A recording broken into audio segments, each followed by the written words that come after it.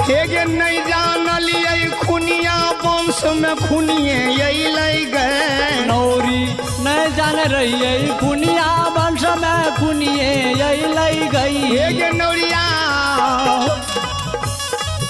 मामा मौसी माय कहे छे गे नौरी जाओ जाओ मन में रहे जे मंगनिया बेटा एकलौता छिए भगवान हमरा सुपुत्र जन्म देलकै ते कुपुत्र भए गेल।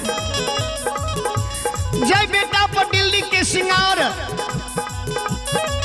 माय के धर्म कर्म से बेटा नौजागर के यात्रा बना के मंदिर घर में सुत रहले।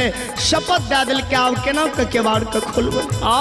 जय हो जय हो जय हो। नौरी नौरिया बेटा कह दिल के जे जाओ नौजागर जीत के नहीं एबो तावत खाना दिल्ली में हराम खेबो। अगर घर के केवाड़ खोल के बेटा के मुंह देखबे तो मरल मुंह देखिए।